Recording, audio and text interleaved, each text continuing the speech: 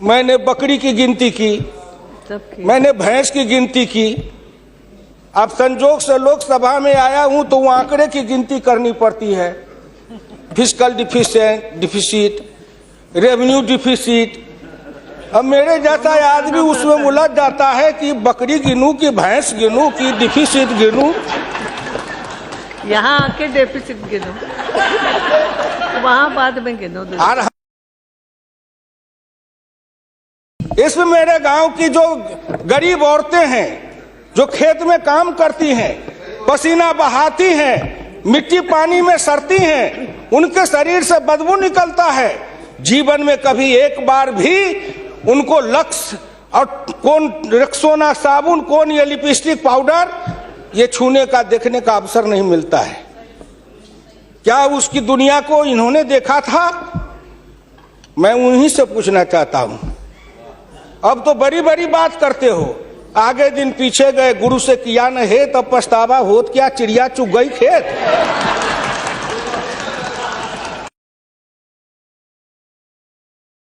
मैं 1977 में एमएलए बन के आया, इंडिया गेट के किनारे पैदल टहल रहा था। एक बड़ी गाड़ी में एक बड़ा कुत्ता जा रहा था, वो अपने मुंह को निकाल के जी लपलपाते जा रहा था। मैं गांव का आदमी खड़ा होकर सोचने लगा, कुत्ता जरूर कुछ कह रहा है।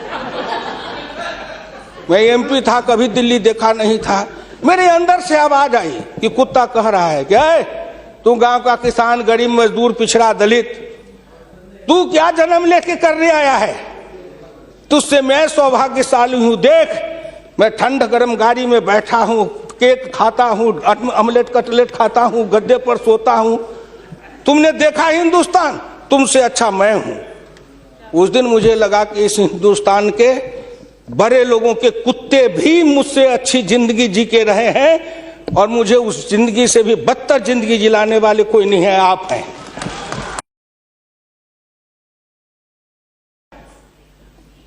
क्या हिंदुस्तान के पिछड़े और दलित समाज के लोगों ने अपराध किया था कि उसमें जन्म लिया? किसी ने भगवान के यहां दरखास्त दिया था कि मुझको तेली बना दो, मुझको लोहार बना दो, मुझको कुर्मी बना दो, मुझको कहार बना दो, मुझको अहिर बना दो, मुझको कलवार बना दो? कोई दरखास्त देके तो नहीं आया। आज वित्त मंत्री जी को धन्यवाद दूंगा, प्रधानमंत्री को, कि उन्होंने बजट में कुछ ऐसी योजनाएं बनाई है जिससे हिंदुस्तान के जाति प्रथा के बंधन को ढीला करने का अवसर मिलेगा।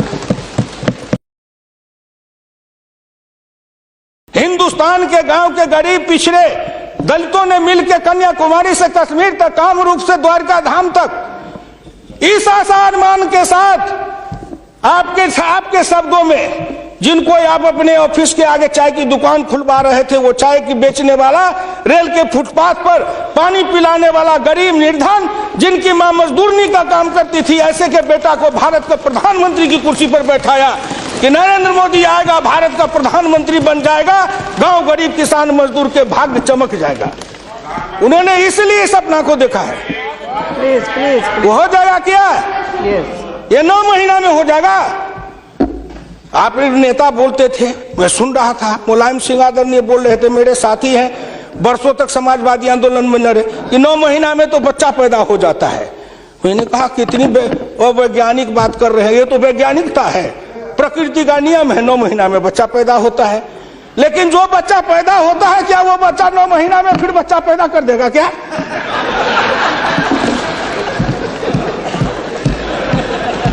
कितनी आप वैज्ञानिक बात बोल रहे हो? इस सरकार का 9 महीना हुआ, 10 महीना हुआ, सरकार पैदा हुई, अब क्या सोचते हो? आप क्या सोचते हो? इसलिए आपसे मेरी विनम्र प्रार्थना है, कहीं पर निगाहें, कहीं पर निशाना, ना कुछ मिले तो कुछ कहिए, ना कुछ मिले तो विरोधी में गए तो कुछ ना कुछ तो कहना है ना, नहीं तो दुनिया कैसे देखेगी कि विरोधी का काम कर रहे हैं। इसलिए आपसे मेरी विनम्र प्रार्थना है, अगर विरोधी का काम भी करना है तो आप अपने नेताओं को कहिए कि कुछ दिन हमारे पास आए, 6 महीना ट्रेनिंग दे देंगे कि हम विरोधी थे तो क्या करते थे। अरे नाटक भी करिए तो किसी डायरेक्टर से सीख तो लीजिए, जो गरीबी का डायरेक्टर है उससे सीखे नहीं, गरीबी का नाटक खेल रहे हैं।